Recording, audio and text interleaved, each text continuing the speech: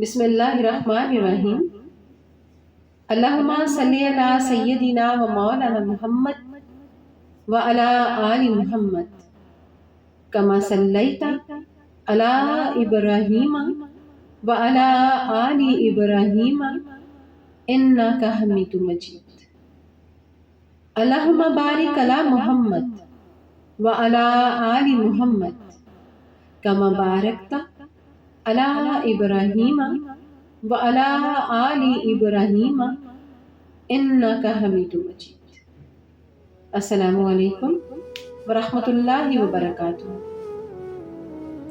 میری طرح آپ نے بھی اکثر یہ چیز آبزرو کی ہوگی کہ جب کسی پر کوئی مشکل آتی ہے، کوئی کسی بھی نوعیت کی ہو سکتی ہے، وہ مالی مشکلات بھی ہو سکتے ہیں، وہ کوئی بیماری بھی ہو سکتی ہے، وہ کوئی مطلب جاب کا جانا بھی ہو سکتا ہے، وہ کسی رشتے کا ٹوٹنا بھی ہو سکتا ہے، ملٹیپل چیزیں ہو سکتی ہیں زندگی میں، مطلب کسی کے ساتھ کوئی کسی کے ساتھ کوئی۔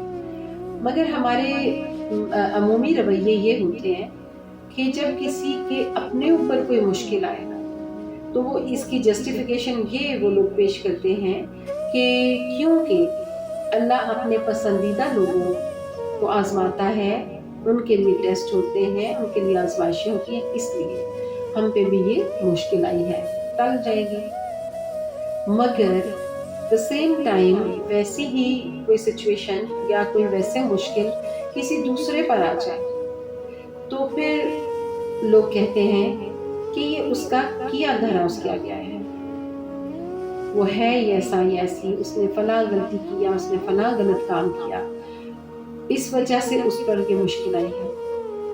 یعنی ہمارے عمومی رویے اتنے زیادہ تضادات کا شکار ہیں کہ حیرت ہوتی ہے کہ اس کے باوجود اگر ہم خود کو مسلمان یا اللہ کا ماننے والا اگر ہم خود کو گردانتے ہیں تو حیرت کی بات ہے۔ میں پہلے بھی کئی مرتبہ یہ بات کہہ چکی ہوں کہ اگر کوئی غیر مسلم، کوئی نان مسلم اسلامک جو ٹیچنگز ہیں ان کے اگینسٹ کوئی حرکت کر دیتا ہے، کوئی بے ادبی کی بات کر دیتا ہے تو وہ غلط انسان تو ہے، مگر گستاخ وہ کم ہے۔ کیوں کہ آپ دیکھیے کہ وہ تو اس دین کا ماننے والا ہی نہیں ہے، تو وہ اگر کوئی غلط بات کر دیتا ہے یا غلط قدم اٹھاتا ہے تو وہ آپ کیا اس کو کیا نام دیں گے، کیونکہ وہ ماننے والا تو ہے ہی نہیں۔ تو اگر وہ اگینسٹ چل رہا ہے تو وہ گستاخ کیسے ہوگا؟ گستاخ تو وہ ہوتا ہے آپ اپنے بچے کو، جو بچہ آپ کا کہنا نہیں مانتا، یعنی اپنے پیرنٹس کی بات نہیں مانتا، اس کو گستاخ اور بے ادب کہا جاتا ہے۔ کیوں کہ وہ والدین کا ادب احترام کرنا اس کا فرض ہوتا ہے، وہ ان کی اولاد ہوتا ہے۔ اسی طرح ہی جو اللہ کے نام لیوا ہیں اور پھر اللہ کے دین پر اپنے آپ کو سمجھتے ہیں قائم، تو جو جتنی بھی دینی تعلیمات ہوتی ہیں، جو احکامات الہیہ ہیں، ان کو فالو کرنا ایز اٹ از، وہ تو ایک ماننے والے یعنی مسلمان کا فرض ہو گیا نا۔ اور اگر وہ اس کے اپوزٹ چلتا ہے، یعنی احکامات الہیہ جو ہیں ان کے اگینسٹ چلتا ہے، تو گستاخ تو وہ ہوا نا کہ ایک طرف وہ اللہ کو ماننے کا دعویٰ کر رہا ہے، دوسری طرف وہ احکامات سے روگردانی کر رہا ہے، بلکہ ان احکامات اور ٹیچنگز کے ٹوٹل اپوزٹ چل رہا ہے، تو گستاخ تو وہ ہے۔ یعنی ہمارے ہاں کیا ہوتا ہے کہ اپنے لیے لوگ وکیل ہوتے ہیں، ان کے پاس وہ کسی کے ساتھ کتنی بھی بڑی زیادتی کر دیں، وہ مکاریاں کریں، چال بازیاں کریں، سازشیں کریں، مگر وہ یہ ثابت کرنے پر اپنے آپ کو قادر اور حق پر سمجھتے ہیں کہ وہ دوسرے کو غلط اور خود کو صحیح ثابت کر سکیں، مگر دوسروں کے لیے وہ جج ہوتے ہیں، ججمنٹل ان کا رویہ ہوتا ہے کہ وہ شخص غلط ہے، فوراً آتا ہے ایک فیصلہ کہ وہ غلط ہے، وہ غلط ہیں، انہوں نے غلط کیا، ان کو ایسا نہیں کرنا چاہیے تھا، انہوں نے ہمارے ساتھ زیادتی کی، etc۔ اس طرح کے بیانات ہوتے ہیں، جبکہ بہتر خدا کی ذات جان سکتی ہے، جانتی ہے، وہی رب جانتا ہے کہ اصل معاملہ کیا ہے، کس کے لیے ٹیسٹ ہے اور کس کے لیے کوئی بدلہ ہے۔ مگر میرا یہ کامل یقین ہے، جتنا میرا اللہ کی ذات پر، اس کی خدائی پر، اس کی قدرت پر ایمان اور یقین ہے، اتنا بھی ہے کہ اگر ہم میں سے ہر شخص، دیکھیے سب جانتے ہیں کہ قبر میں کیا ہونا ہے، سب جانتے ہیں کہ آخرت میں کیا ہونا ہے، مگر پتہ تو چلے گا خود سے جب خود وہاں پہنچیں گے، پھر پتہ چلے گا۔ مگر یقین کیجئے کہ جو وقت آخر ہوتا ہے نا، وقت نزاع، اس پر ہی سب کچھ، بہت کچھ ادھر ہی کلیئر ہو جاتا ہے۔ ہر خاندان میں سے، ہر گھر میں سے کوئی نہ کوئی فرد ضرور دنیا سے کیا ہوتا ہے، وہ اس کی جان کیسے نکلی، آرام سے نکلی یا اذیت سے نکلی، کیا ہوا، اس کی اس وقت کیا کیفیت تھی، اس میں بہت کچھ پنہاں ہوتا ہے۔ تو بیسیکلی جو چیزیں اللہ کی طرف سے ہیں، غم، خوشی، صحت، بیماری، خوشحالی، تنگ دستی، یہ سب کچھ اللہ کی طرف سے ہے۔ لوگوں سے اگر کوئی تکلیف پہنچے یا نقصان پہنچے بھی، صرف عزت پر اگر کوئی حرف اٹھاتا ہے نا، تو پھر اس کو کبھی معاف نہ کریں۔ بس وہ ایک وقت ہوتا ہے کہ جب اگلے کا گریبان پکڑنا چاہیے، اس کو آئینہ دکھانا چاہیے۔ حالانکہ میں نے یہ بھی دیکھا ہے کہ اگر اس وقت بھی اللہ پہ ڈال دیں تو بڑی بڑی ہسٹریاں، بڑی بڑی شیٹس اللہ پہ کھول کے سامنے رکھتا ہے۔ اس بندے پر جو بہتان ترازی کرتا ہے، جو زبان کا بے جا اور بے دریغ استعمال کرتا ہے، غلط استعمال کرتا ہے،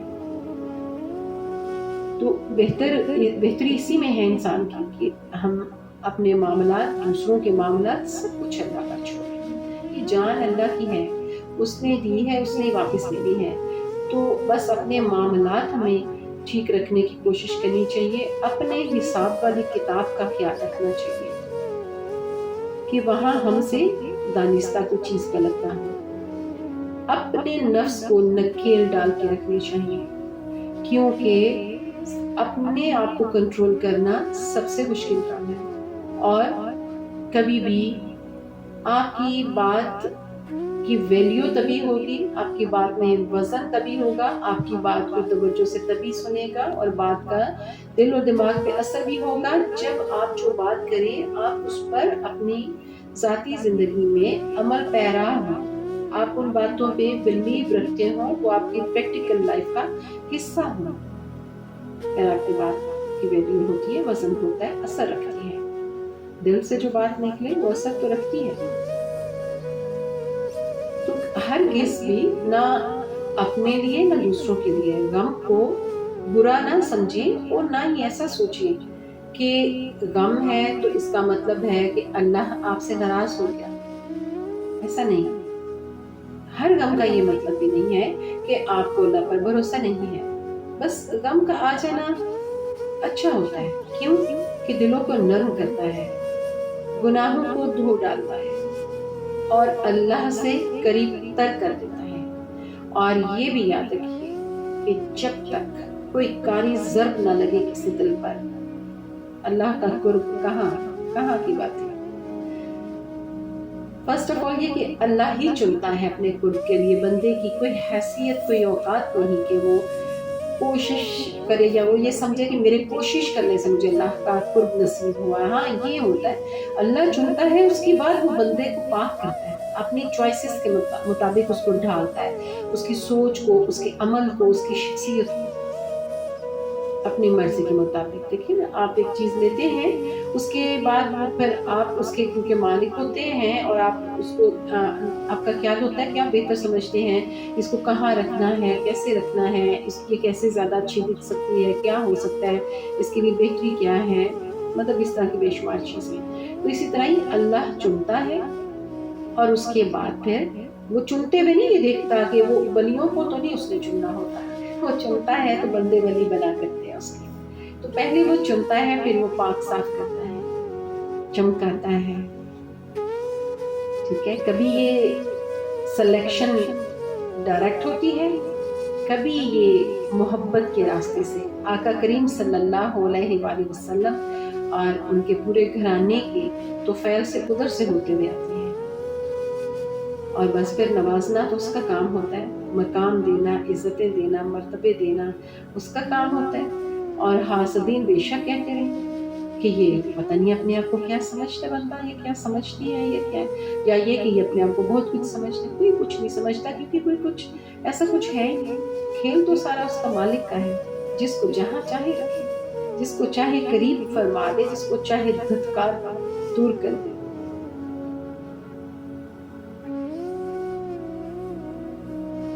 انبیاء کرام سے بڑھ کر کون غمگین ہوتا ہوگا کہ ان کی آزمائشیں سب سے سخت تھیں اور وہ سب سے معصوم اور اللہ کے قریب ترین بندے تھے.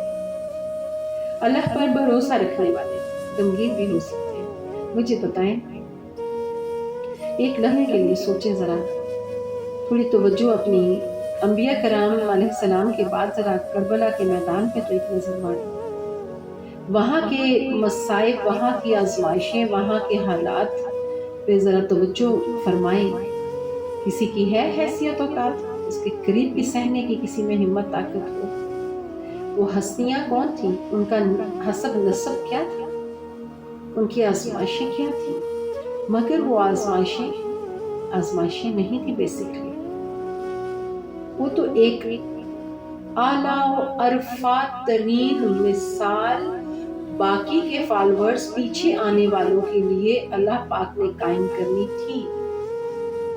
اور جیسے کسی ٹیچر کو معلوم ہوتا ہے کہ کون سے اسٹوڈنٹس کلاس میں سے ٹاپر ہو سکتے ہیں، انہیں الگ کر دیا جاتا ہے. لائق ترین اساتذہ ان بچوں کے لیے فکس کیے جاتے ہیں، ان کو الگ سے تیاری کروائی جاتی ہے، کیونکہ پتہ ہوتا ہے کہ یہ اسکالرشپ کے جو امتحانات ہیں یہ بچے ادھر جائیں گے، ادھر ٹاپ کریں گے. پھر اس کے بعد مزید 5 ہوتے ہیں یا 10 ہوتے ہیں، مطلب اس طرح گروپس بنتے ہیں.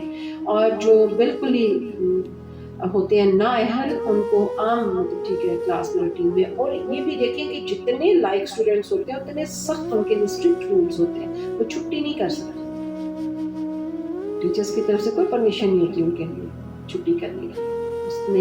اس کو چھٹی نہ ملی جس نے سبق یاد کیا، سنا ہوگا آپ نے. اور پھر ان پہ بہت محنت کی جاتی ہے، اور وہ سختیاں بھی یعنی اس میں ہی آ جاتی ہیں پھر اس محنت میں. اس کے بعد وہ اپیئر ہوتے ہیں، ایگزامس دیتے ہیں، ٹاپ کرتے ہیں، پھر ان کے گریڈنگ ہوتی ہے، اوپر آتے ہیں. تو اب جو کچھ کربلا میں ہوا وہ عام انسان کے تو بس کی بات نہیں تھی، بلکہ عام سے تھوڑا اوپر آئیں، پھر تھوڑا اوپر آئیں، ان کی بھی اوقات نہیں تھی. تو یہ میرے مالک کو پتا تھا، اس سے پتا ہوتا ہے، کیونکہ دینے والی ذات اس کی ہے، خزانے بھی اس کے اختیار میں ہیں، غم اور خوشیاں بھی اس کے اختیار میں ہیں. دینے والا وہ ہے، اس کی مرضی ہے جس کو کیا دے. مگر جو مٹیریل کو اس میں ہمیں ایسا کنسیڈر نہیں کرنا چاہیے، کیونکہ مٹیریل تو یہاں کی چیزیں یہیں رہ جائیں گی. ہم اپنے ہاتھ میں پکڑا ہوا ایک ٹیشو پیپر تک نہیں ساتھ لے جا سکتے. ہمارے بدن پہ پہننا ہوا لباس بھی یہی رہ جاتا ہے جب ہم یہاں سے رخصت ہوتے ہیں.